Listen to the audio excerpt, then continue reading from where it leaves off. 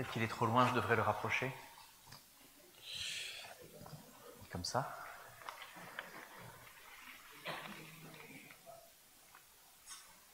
Bonjour à tous. Il est bon d'être dans la présence du Seigneur. Il est bon de pouvoir chanter ses louanges, d'être ensemble. Ah, quelle grâce. Il y a dans le fait d'apporter le message quelque chose de précieux, de particulier. Le fait de présenter la parole de Dieu devant une assemblée a normalement deux aspects. Il y a deux choses qui se passent. Si le Seigneur me fait grâce, votre vue, votre regard sur Jésus va grandir. La révélation de Jésus-Christ dans vos pensées, dans votre cœur va grandir. Et en cela, le Seigneur va vous bénir. Il y a un autre aspect, c'est que le message qui sera partagé peut être un encouragement pour chacun d'entre nous et nous faire grandir en tant que personne, en tant qu'être humain, en tant que citoyen du royaume de Dieu et en tant que personne tout court. Mais là où il ne faudrait pas tomber dans le piège, c'est de faire un message juste pour que vous vous sentiez mieux et qu'en apparence, on ressorte simplement avec un sourire, mais qu'il ne reste rien après. Et je crois profondément que un message qui se concentre plus sur le Seigneur Jésus et sur Dieu pour refléter sa gloire devrait avoir plus d'effet qu'un message qui caresse dans le sens du poil ou qui vous fait vous sentir mieux parce que je vais vous dire de bonnes choses sur ce que le Seigneur a dit sur vous. Il y a toujours cette ambiguïté, vous voyez, surtout dans notre génération, et on le voit dans la plupart des chants qui sont très populaires aujourd'hui, de chercher à ce que le Père nous aime, de nous rappeler combien il nous aime, etc., alors qu'il l'a fait il y a 2000 ans. Jésus-Christ, son amour a été prouvé il y a 2000 ans, quand il a donné ce qu'il avait de plus précieux, quand il a donné son amour même, celui qui représente l'amour, Jésus. On ne devrait pas douter de ça. Malheureusement, on continue à douter et on veut se rappeler combien le Seigneur nous aime. Et donc on chante ce genre de choses. Tu ne nous abandonneras pas, tu es là pour nous, etc. Comme des enfants qui avaient été abandonnés par leur père. Je vous en avais déjà parlé de ça. Mais si j'insiste aussi lourdement sur ce sujet, c'est parce qu'aujourd'hui, j'aimerais faire une introduction au livre de l'Épître aux Hébreux. L'Épître aux Hébreux démarre avec quelque chose d'absolument extraordinaire. L'auteur va nous montrer la magnificence de Jésus-Christ. Il va réinterpréter les Écritures de l'Ancien Testament, toutes les promesses de l'Ancien Testament, pour nous montrer qu'elles trouvent leur réalisation en Jésus. Et c'est pour ça que ça va être... Il faudra vous accrocher un peu, parce que je vais vous parler de certaines choses qui sont particulièrement bibliques, et qui ne vont pas toujours se tourner sur notre bien-être, ou sur comment vivre une meilleure vie, etc. Vous comprenez ? Et donc je crois profondément que si nous voyons Jésus tel qu'il est décrit dans les Écritures, toujours plus clairement, notre vie de chrétien va être transformée, de gloire en gloire, par le Seigneur lui-même, par l'Esprit. Alors je vous invite à prier pour ce message. Seigneur, nous voulons te demander, comme nous l'avons fait pour les enfants, Seigneur, que ta présence, ton Esprit, Seigneur, qui témoigne à notre esprit que nous sommes enfants de Dieu, ton Esprit Saint, Seigneur, vienne nous parler, vienne nous révéler les Écritures, vienne nous révéler tout ce que tu vas nous montrer dans ces quelques versets. Permets-nous aujourd'hui de plonger le regard dans ta beauté et de pouvoir être révélé de ta personne toujours plus profondément, avec plus de clarté. Donne-nous ce discernement, Seigneur. Donne-nous de voir les choses avec l'Esprit, par l'Esprit, pas seulement par la chair, par l'intellectuel. Permets-nous de le faire par le Saint-Esprit. Au nom de Jésus. Amen.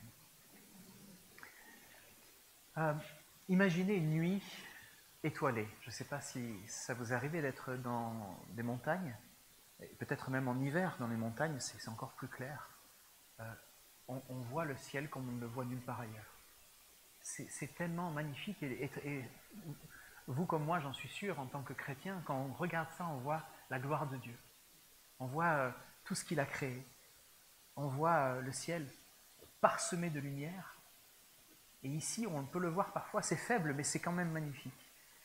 Et ces étoiles, elles nous émerveillent. Mais elles donnent qu'une lumière qui est une imitation. cette lumière, elle est limitée. Et puis après, il y a l'aube qui arrive. C'est vrai que la nuit, on voit pas mal, mais quand l'aube arrive, eh ben, toutes ces étoiles, la plupart en tout cas, disparaissent. Le soleil se lève et il inonde tout ce que l'on peut voir d'une lumière qui doit être éclatante. Enfin, pas en ce moment, je suis d'accord. Mais quand le soleil brille, les étoiles deviennent invisibles. Mais elles sont toujours là. C'est merveilleux de se dire, je lève les yeux, et tout ce qui m'émerveillait, en fait, a disparu. Maintenant, le soleil est là. C'est exactement ce que Hébreux 1 nous enseigne, en fait. Dans l'Ancien Testament, Dieu a parlé par des fragments, comme des étoiles dans la nuit, mais en Jésus, le soleil s'est levé, et il est la lumière parfaite de Dieu, il est l'éclairage parfait de Dieu, vous voyez. Et aujourd'hui, on va découvrir même pourquoi Jésus est la révélation suprême de Dieu. Et on va le voir sur 5 points. Le premier, c'est que Dieu a parlé dans le passé, mais maintenant il parle par son Fils. Le deuxième, c'est que Jésus est l'héritier et le créateur de toutes choses. Mon troisième point sera de voir que Jésus est la gloire de Dieu et c'est aussi l'image parfaite de l'être de Dieu. Puis nous allons voir que Jésus est le sacrifice parfait. Et il est ce roi-là qui a été mis au-dessus de tout. Et finalement, je conclurai à la fin de Hébreux 1 pour montrer combien Jésus est supérieur aux anges. Pourquoi est-ce que l'auteur nous montre tout ça? Parce qu'il s'adressait à un peuple qui croyait aux anges et qui croyait en plein de choses que nous, on ne voit pas aujourd'hui, qu'on ne sait pas aujourd'hui. Ils avaient plein d'écrits en marge de la Bible qui venaient expliquer plein de choses assez extraordinaires sur l'Ancien Testament. Des choses qui ne nous sont pas parvenues, enfin, qu'on n'a pas aujourd'hui dans nos écrits, mais des choses qui sont toujours étudiées par le peuple juif, des écrits qui sont toujours étudiés même par des théologiens. Et donc, dans cette image que les gens avaient de Dieu, ils avaient du mal, et particulièrement les Hébreux, à entendre parler d'un fils. Ils disaient, mais comment est-ce que Dieu pourra avoir un fils? Et c'est là que Hébreux vient prouver que le Fils était promis depuis l'Ancien Testament. En Hébreux, au chapitre 1, les 2 premiers versets, on peut lire « À bien des reprises et de bien des manières, Dieu a parlé autrefois à nos ancêtres, par les prophètes. Et maintenant, dans ces jours qui sont les derniers, c'est par son Fils qu'il nous a parlé. Il fait de lui l'héritier de toutes choses. Et c'est aussi par lui qu'il a créé l'univers. » Dieu a toujours été un Dieu qui parle. Il n'a jamais cessé de parler. Dans l'Ancien Testament, il s'est révélé à travers les prophètes par des visions, des rêves et des messages directs parfois. Et ces révélations-là, elles étaient prestigieuses, elles étaient merveilleuses, mais elles étaient partielles. Elles étaient fragmentaires, c'était des fragments. C'était une image des choses à venir. Elles annonçaient quelque chose de beaucoup plus grand. Et avec Jésus, Dieu a parlé, mais une fois pour toutes. Une fois pour toutes. Si aujourd'hui vous rencontrez des prophètes, ils ne pourront que vous dire ce que le Seigneur a déjà dit. Tout comme les prophètes d'autrefois ne pouvaient dire ce que Dieu avait déjà dit. Les prophètes ne faisaient qu'une seule chose, c'était rappeler la parole de Dieu. Rappeler la manière dont elle devait être vécue.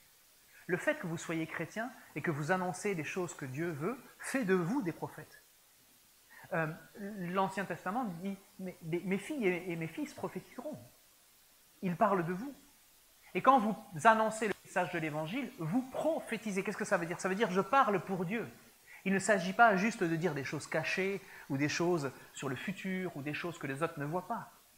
Il s'agit de parler pour Dieu, c'est prophétiser. Alors il est vrai que Dieu peut révéler à certaines personnes, dans certaines situations, des choses qu'on ne voit pas, pour dénouer des situations. Ça nous est arrivé, ça m'est arrivé aussi dans le ministère, et c'est particulièrement plaisant de pouvoir fonctionner comme ça, parce que le Seigneur révèle des choses que vous ne pourriez pas voir s'il ne vous les dit pas à un moment précis, sur une situation précise. Mais le plus important, le salut en Jésus-Christ est clair aux yeux de tous les hommes. Et si l'Esprit vient témoigner à l'esprit de l'homme ce que Dieu a fait, tu peux être sauvé. Que tu aies une que tu aies un doctorat, que tu aies aucune éducation, que tu sois analphabète, ce ne pose aucun problème. Le Seigneur se révèle. Il le fait par sa parole, il le fait par son esprit, il le fait par ses serviteurs, ses servants. Et ce que Dieu nous dit ici, c'est que Jésus est la parole vivante. Tout ce que Dieu veut que nous sachions sur lui, sur nous, sur notre salut, se trouve en une personne, en Jésus-Christ. Tout. Aujourd'hui, on doit se poser la question, est-ce qu'on prend le temps d'écouter Dieu au travers du message que Jésus nous a annoncé? Très souvent, notre relation avec Dieu, on voit Dieu le Père, qui est un bon Père, mais aussi qui est un juge, et selon notre relation avec lui, des fois on se dit, il faut quand même que je mérite quelque chose pour entrer dans sa présence, c'est quand même Dieu, il y a des formes, il y a des protocoles, il y a des choses. Mais quand je regarde Dieu au travers de Jésus, qui dit, je suis ton ami, je suis ton frère, j'ai pris ta place, Dieu t'appelle fils maintenant. Mais ça change absolument tout. Parce que quand je rentre dans la présence de Dieu, je rentre dans la présence de mon Père. Alors oui, il y a de la révérence. Il peut parfois y avoir de la solennité. Quand on est ensemble, on met les formes. C'est important pour qu'il y ait de choses, pour qu'il y ait un respect qui soit public. Mais quand je suis seul chez moi, dans le lieu où personne ne me voit, et que je parle à mon Père, je lui parle comme je vous parle, je ne vais pas rentrer avec des mots particuliers, je vais m'exprimer au travers du cœur simple que Dieu m'a donné. Je n'ai pas besoin de mériter de rentrer dans sa présence, c'est Jésus qui a payé le prix pour que je puisse, avec bonne conscience, rentrer dans sa présence. Et ça change tout. Regardez notre relation à Dieu par le Fils, change tout.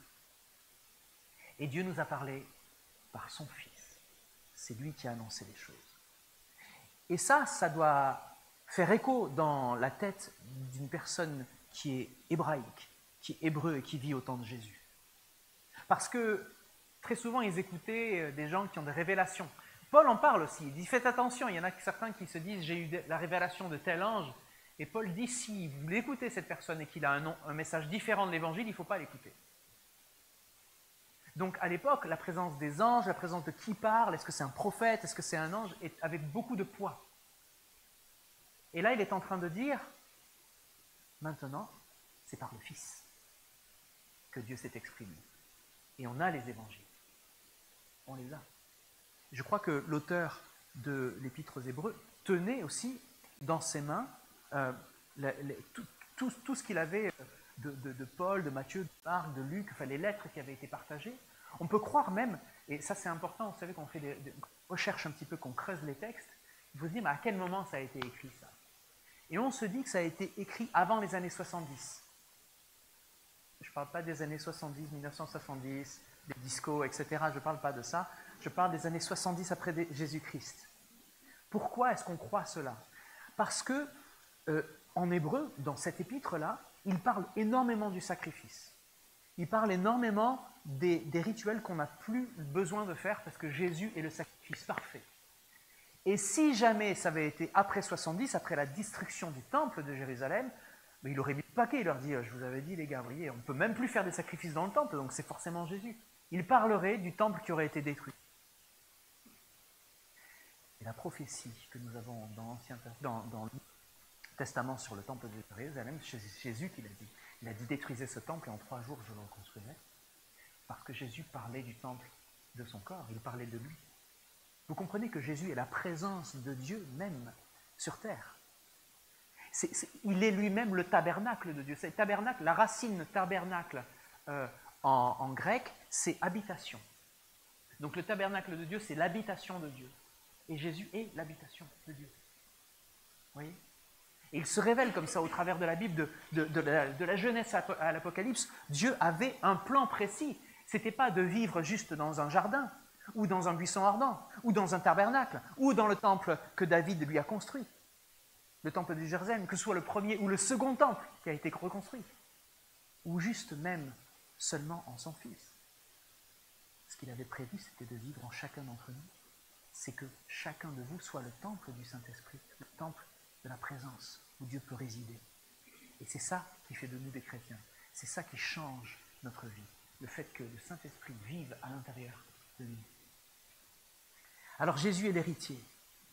Et il est le créateur de toutes choses. C'est ce que nous dit la deuxième partie. Si je regarde la deuxième partie, il fait de lui l'héritier de toutes choses et c'est aussi par lui qu'il a créé l'univers. Ce Fils, écoutez bien, c'est merveilleux, ce Fils est le rayonnement de la gloire de Dieu et l'expression parfaite de son être. Il soutient toutes choses par sa parole puissante. Il soutient toutes choses par sa parole puissante. Et après avoir accompli la purification des péchés, il siège dans les cieux, à la droite de du Dieu suprême. Ce que la parole est en train de nous dire ici, c'est que le Fils, écoutez, le rayonnement. L'auteur déclare que Jésus est l'héritier de tout. Il est le digne héritier, parce qu'il est celui qui a fait absolument la volonté du Père, en tout point. Il n'a pas péché. Tout ce qui existe, le ciel, la terre, l'univers, tout lui appartient.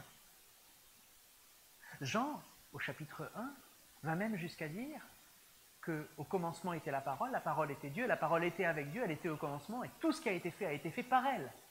Et rien de ce qui a été fait n'a été fait sans elle. C'est-à-dire que Jésus, la parole qui s'est fait chair, est celui qui a créé, il est aussi l'héritier. Tout est en lui et tout est pour lui.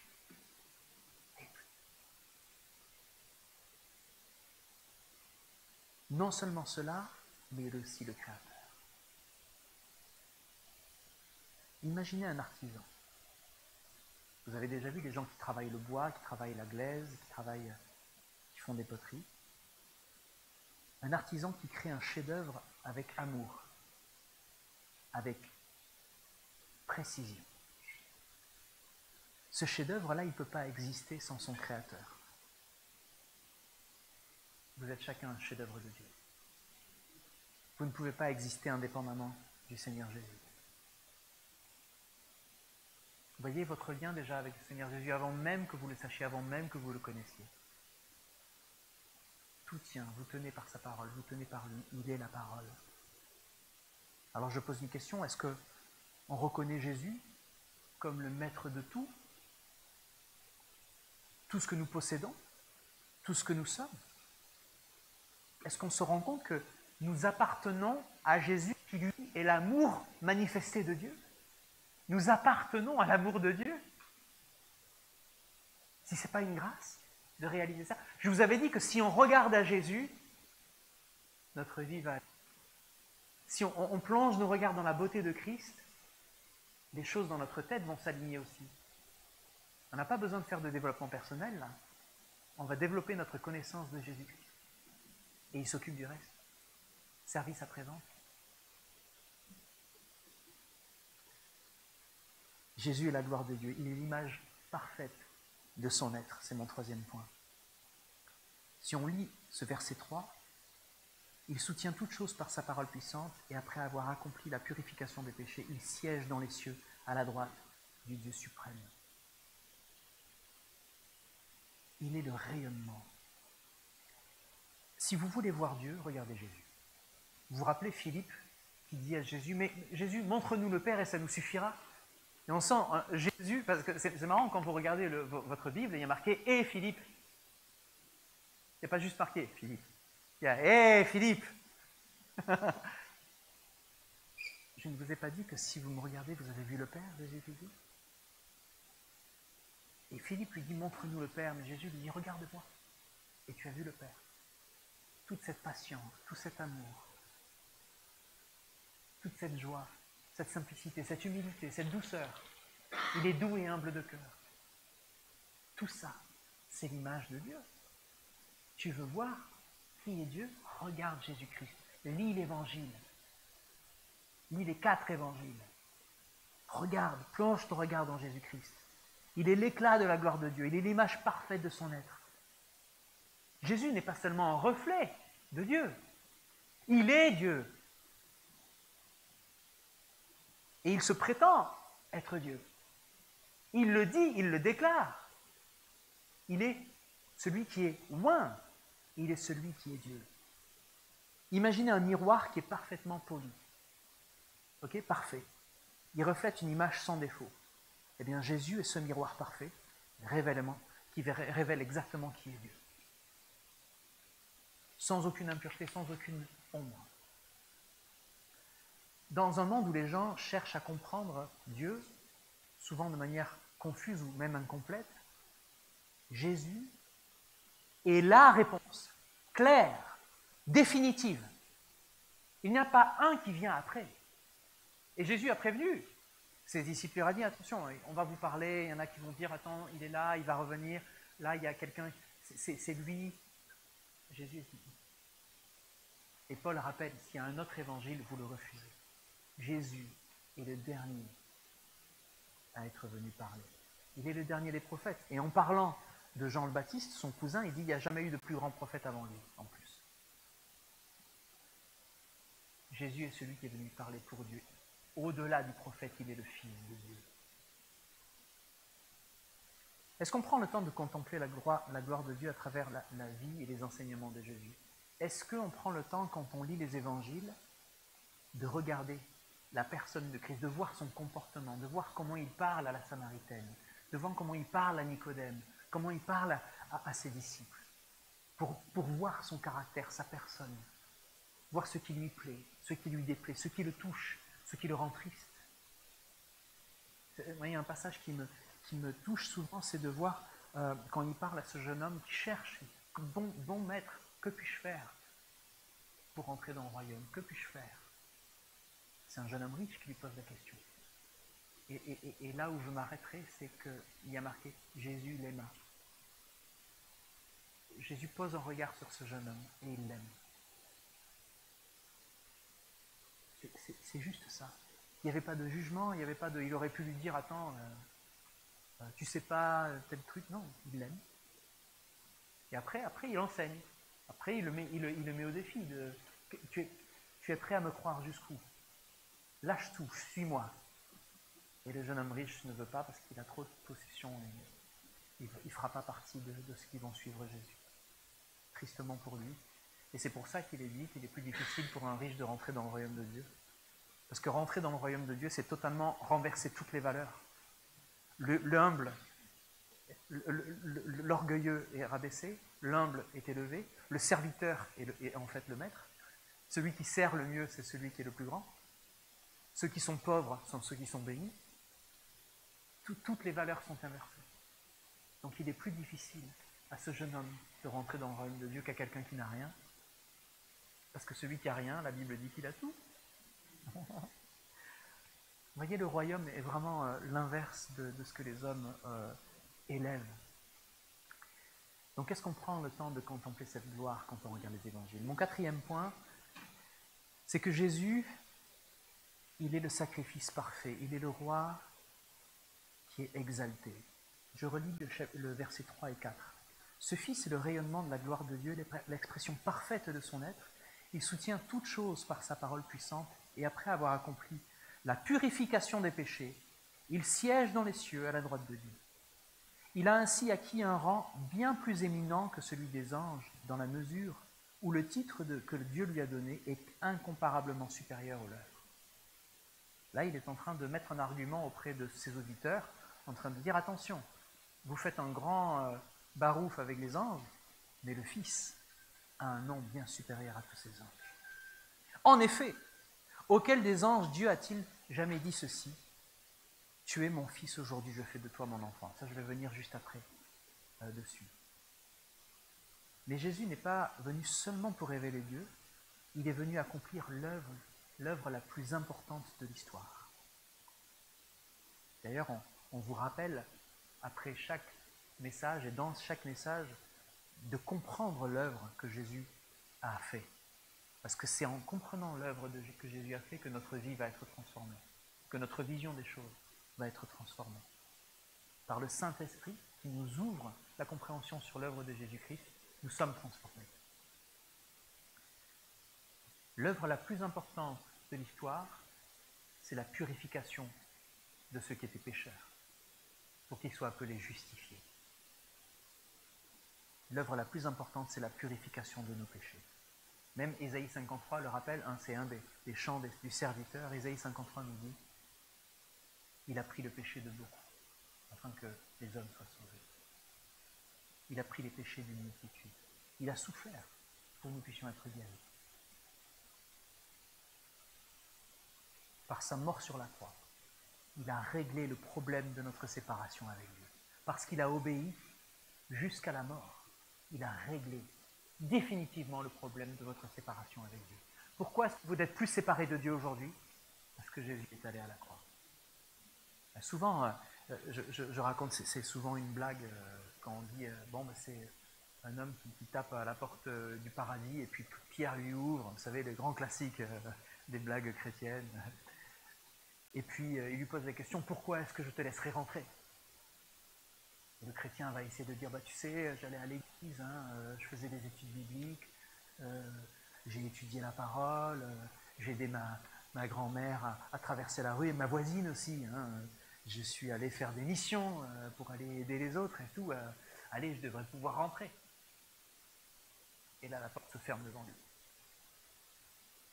Seigneur, Seigneur, n'ai-je pas chassé des démons en ton nom? N'ai-je pas en ton nom?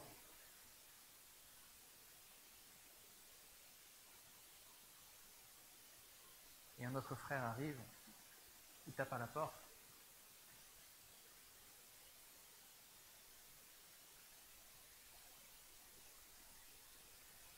Il n'y a aucune raison dans ma vie pour que je passe cette porte. Mais si je rentre, c'est juste parce que le Seigneur est mort pour moi et que j'ai fait confiance en son amour. Je n'ai aucun mérite. Ok, rentre. Voilà, alors je ne pense pas que ça se passe comme ça, mais l'idée est vraie. Vous comprenez le message? Je le répète, la raison pour laquelle vous êtes en relation avec Dieu et que vous pouvez parler sans problème de conscience, c'est parce que Jésus a payé le prix de vos fautes. Il l'a fait une fois pour toutes. Et si tu continues de fauter, repens-toi, change ta manière de faire. Et Jésus allait jusqu'à dire, si ton œil te pousse à pécher, arrache-le. C'est une manière juive de parler, les gars. C'est une manière juive de parler. Ils exagéraient tout le temps pour dire les choses, d'accord? Mais vraiment, si jamais tu me dis, parce que mon œil me permet de voir ça, ben écoute, mets-toi un truc devant, coupe Internet, je ne sais pas, fais un effort, discipline-toi. Tu es un disciple, mais tu dois faire des efforts. C'est pour ça que Paul nous dit dans Philippiens, faites fructifier votre salut avec crainte et tremblement. Maintenant que vous êtes sauvés, portez des fruits. Arrêtez de badiner avec les péchés ou les péchés récurrents, c'est terminé. Celui qui est né de Dieu ne doit plus pécher. Il n'a plus la volonté de pécher. Tu luttes avec un péché, tu souffres. Très bien. Continue de lutter, tu vas gagner. On va prier pour toi. Partage tes fardeaux. Confesse tes péchés aux frères et sœurs ou aux anciens. On va prier pour toi, tu vas te débarrasser. Jésus a réglé le problème. Mais arrête de jouer avec ça. Perds pas ton temps. Tu dois porter des fruits pour le Seigneur. Tu dois te régaler. Tu dois, comme disent les jeunes, kiffer la life. Tu comprends? Donc s'il y a quelque chose qui te fait trébucher, coupe, arrête, discipline-toi. Parle à un frère ou une sœur en qui tu as confiance, fais-en quelqu'un avec qui tu es redevable. Et tous les jours ou toutes les semaines, vous vous appelez. Est-ce que ça va mieux? Est-ce que tu t'en es sorti? Est-ce que tu as réglé ça dans ton comportement? Ok, je t'encourage mon frère, t'inquiète pas, tu vas y arriver. Moi aussi ça a été galère, mais je vais y arriver. Marchez ensemble. Mais la transformation, elle se passe grâce à l'Église aussi. On est là les uns pour les autres, nous sommes des bénédictions les uns pour les autres. Il a réglé le problème de notre séparation avec Dieu. Mais ce n'est pas tout. Après avoir accompli cette purification, il s'est assis à la droite de Dieu. C'est une place d'autorité et de gloire. Pourquoi c'est une place d'autorité? À la droite du roi, c'était celui qui gérait avec lui, celui qui avait des responsabilités avec lui. Mais il n'est pas assis sur un autre trône, il n'est pas assis sur une chaise à côté, il est assis sur le trône. Il est Dieu. Je ne sais pas si vous connaissez le credo, qui est récité peut-être tous les dimanches par nos amis catholiques, mais le credo vaut pour nous. En tant que protestants, évangélique, le credo vaut pour nous. Je crois en Dieu le Père Tout-Puissant, Créateur du ciel et de la terre, et en Jésus-Christ, son Fils unique, notre Seigneur, qui a été conçu du Saint-Esprit, est né de la Vierge Marie, a souffert sous Ponce Pilate, a été crucifié, est mort et a été enseveli. Descendu aux enfers, le troisième jour est ressuscité des morts. Il est monté aux cieux, il est assis à la droite de Dieu, le Père Tout-Puissant, d'où il viendra juger les vivants et les morts. Je crois en l'Esprit Saint, à la Sainte Église universelle, on peut dire aussi catholique, mais c'est le sens d'universel, en la rémission des péchés, à la résurrection de la chair, en la vie éternelle. Amen. Ça, c'est ce qui définit vraiment notre foi. Nous croyons que Jésus est mort pour nos péchés, qu'il est monté aux cieux, il est assis à la droite de Dieu, le Père Tout-Puissant, d'où il viendra juger les vivants et les morts. C'est ce que nous croyons, et nous nous attendons à son retour, avec impatience. Donc il est assis à la droite de Dieu, cette place où il règne, et il vous dit quoi dans le Nouveau Testament? Il vous a fait asseoir dans les lieux célestes à sa droite. Nous sommes de la nature de Jésus, roi et prêtre. Nous sommes appelés à représenter Dieu, donc nous sommes son image sur terre, appelés à régner. Pas dans un sens de domination, mais dans un sens de responsabilité. Tout comme Adam et Ève avaient été placés dans le jardin pour être responsables du jardin et porter quoi? Des fruits. Et s'en délecter dans la présence de Dieu. C'est notre appel, c'est notre identité. Nous sommes rois et prêtres. Pourquoi prêtres? Parce que nous sommes des sacrifices aussi, vivants, volontaires. Merci Seigneur. Donc cette exaltation, ce qu'on appelle l'exaltation, est la preuve qu'il a vaincu le péché, la mort, Satan, ton ennemi, et il règne aujourd'hui en roi souverain. C'est vers lui que tu te tournes quand tu pries. C'est lui qui comprend tes douleurs parce qu'il est un homme. Il a compris, il sait ce que c'est les tentations. Il connaît nos difficultés. Et quand tu t'adresses à Dieu, tu t'adresses à quelqu'un qui te comprend, qui a partagé ta condition, qui a été humble et qui a obéi à ta place. Il a obéi jusqu'à la mort pour que tu sois sauvé. Et alors qu'il a pris toute justice de Dieu, qu'il est lui-même la justice de Dieu, il dit, viens maintenant, viens t'asseoir avec moi. Tu as accepté mon amour, tu as reconnu tes péchés, tu es pardonné. Viens et rentre dans le repos du Seigneur. Et le repos, c'est le salut. On en parlera plus tard, Hébreu va parler du repos plus tard, et ça sera l'occasion d'autres messages. Alors, est-ce qu'on adore Jésus comme notre Sauveur et notre Roi? Est-ce que vraiment on lui remet cette première place qui lui revient? Est-ce que vraiment notre relation à Dieu en Jésus-Christ, quand on regarde la personne de Jésus, motive absolument tous nos choix, toutes nos décisions? Est-ce que cet éclairage de l'amour de Dieu en Jésus-Christ qui a pris notre place est ce qui va faire la différence entre un bon choix et un mauvais choix? Est-ce que c'est cet élément-là que l'on va prendre en considération en premier quand on a une question qu'on se pose sur notre avenir, notre futur? Qu'est-ce qu'on va faire? Qu'est-ce que je choisis? Est-ce que ça m'éloigne? Est-ce que ça me rapproche de ma relation avec Dieu? Est-ce que ça enlève du temps ou ça me rajoute du temps pour que je puisse servir le Seigneur, que je puisse passer du temps avec lui, passer du temps avec les frères et sœurs? Très souvent, j'ai des frères et sœurs qui me disent « Moi, je travaille le week-end, c'est très difficile et c'est pénible d'avoir l'obligation de travailler alors que les frères et sœurs se rassemblent et louent le Seigneur ensemble. » Et on prie. Et très souvent, on a prié, le Seigneur a fait grâce. C'est-à-dire qu'il a libéré le temps. Il a libéré le temps du culte, il a libéré le temps de l'étude biblique avec frères et sœurs le soir. Il a béni. Parce qu'il désire ouvrir les portes pour que nous puissions encore plus le connaître et le servir. Il s'occupe de tout ça. Moi, quand je lui ai demandé, je lui ai dit, Seigneur, j'aimerais annoncer l'évangile, j'aimerais annoncer le salut en Jésus-Christ à tous les hommes. Il me manquait du temps, il me manquait de l'argent. On a prié avec mon pasteur. Il me dit, je ne sais pas comment on va faire, mais on va prier. Un an plus tard, j'étais en train d'annoncer des choses plus ou moins précises, plus ou moins justes d'ailleurs, dans la jeunesse de mon ministère. Mais le Seigneur avait fait le temps et l'espace, et l'espace dans mon planning pour que je puisse et m'occuper de la communauté et travailler et subvenir à mes besoins. Il prépare toutes choses, il connaît toutes choses. Et si tu veux le servir, il va mettre les choses en place. On priait tout à l'heure en préparant le culte. Une sœur a prié qu'il enlève les limites. Que vous ne regardiez pas votre vie avec les limites que vous vous êtes imposées. Oui, mais c'est pas possible, Cyril, tu comprends pas. Non, je comprends pas, mais c'est possible. Avec le Seigneur, les choses qui sont impossibles aux hommes deviennent possibles.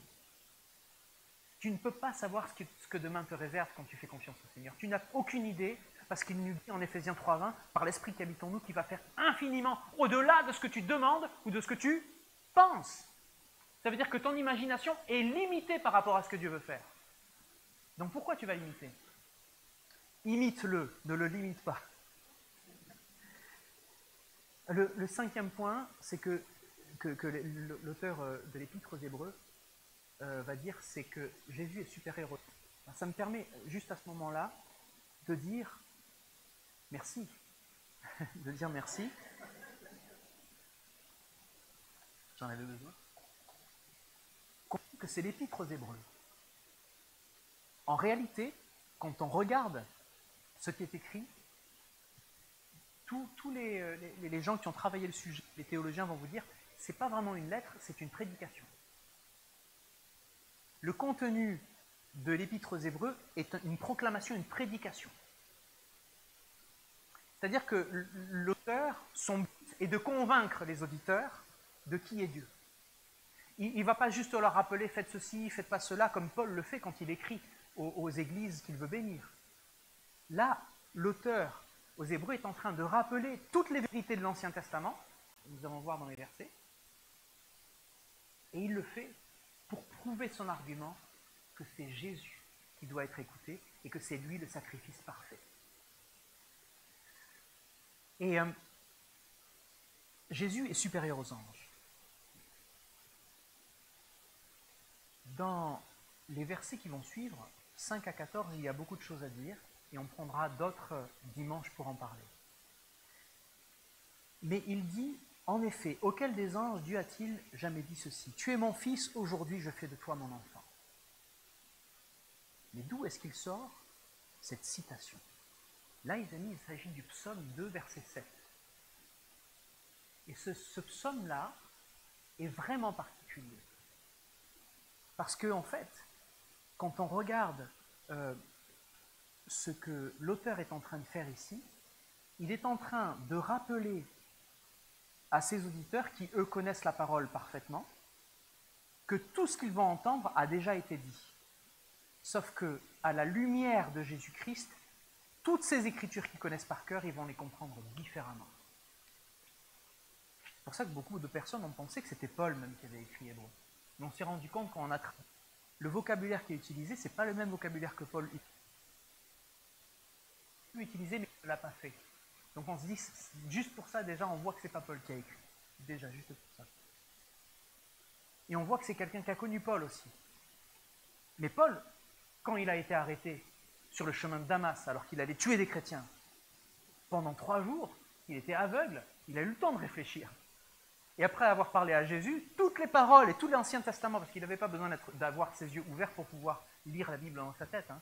Mais à cette époque, la tradition était orale. Il se rappelait parfaitement de passages entiers. Nous, on galère à se rappeler de 3 versets, eux, les chapitres, c'était, ouais, mais c'est normal. Et voilà. Quand David dit « je médite ta parole jour et nuit », ben oui, même quand il a les yeux fermés, il peut méditer. Et Paul méditait et les yeux fermés. D'ailleurs, il était aveugle pendant 3 jours. À mon avis, enfin, ça c'est pas la parole qu'il dit, c'est juste mon petit avis de petite patate, c'est que quand Paul a vu la gloire de Jésus et qu'il a entendu « je suis Jésus, je suis celui que tu persécutes », Paul a dû réviser tout son Ancien Testament à cette lumière-là. Oh, il a dû voir des choses qu'il n'avait pas vues avant. Et là, ce que fait l'auteur aux Hébreux, il est en train de montrer tous ces passages aux Hébreux. Il leur dit, regardez, ce qui est dit, tu es mon fils, aujourd'hui je fais de toi mon enfant. Si je regarde le psaume 2, verset 7, il dit, je publierai le décret qu'a promulgué l'Éternel. Il m'a dit, tu es mon fils, aujourd'hui je fais de toi mon enfant. Demande-moi, que veux-tu, je te le donne en patrimoine, tous les peuples de la terre, et le monde, jusqu'à ses confins lointains, sera ta propriété. Avec un sceptre de fer, tu les soumettras, comme des vases d'argile, tu les briseras. C'est pourquoi, roi de la terre, montrez-vous intelligent. Vous qui gouvernez le monde, laissez-vous avertir. Dans la crainte, servez l'Éternel, et tout tremblant, exultez de joie. Il y a cette soumission, Vous voyez, en rappelant ce passage-là, il rappelle tout un univers dans la tête de celui qui écoute. Nous, on voit juste un verset, souvent, la plupart du temps, on le prend hors contexte, on lui fait dire n'importe quoi. Mais si on regarde ce que le psaume 2 nous dit, il est en train de parler à un roi. Il parle au roi. Et la plupart du temps, il parlait à David et à Salomon. On le verra plus tard. Ce sera pour une autre fois d'ailleurs. Mais là, il est en train de dire ce roi qui était annoncé, ce fils qui était annoncé, et qui doit avoir le règne pour l'éternité, c'est Jésus, c'est de lui qu'on parle. Vous ne compreniez pas ce qu'on disait dans l'Ancien Testament, parce que je me dis, comment ça se fait que quelqu'un peut être roi et que son trône dure éternellement? Ok, au travers de David, d'accord. Mais comment est-ce qu'il peut avoir un sceptre de fer et que ça dure éternellement? Cet homme ne meurt pas? Non. C'est Jésus. Et tu ne pouvais pas le savoir dans l'Ancien Testament. Nous, on peut le voir. On peut plonger nos yeux dessus et c'est merveilleux. J'espère faire écho à ce que Thierry a fait de manière prestigieuse dimanche dernier, c'est de vous donner envie de lire la parole, de lire, de faire le lien entre ce verset et ceux qui sont en... Et vous plongez dans des trésors de révélation du Seigneur et de sa parole. Vous plongez dedans. Et plus vous tombez en amour de Jésus, parce que plus vous allez voir que la parole se répète, elle se confirme, elle vient élever le nom de Jésus. Alors oui, Jésus est supérieur aux anges. Si on continue, et encore, je serai pour lui un père, et en lui, pour moi, il sera un fils.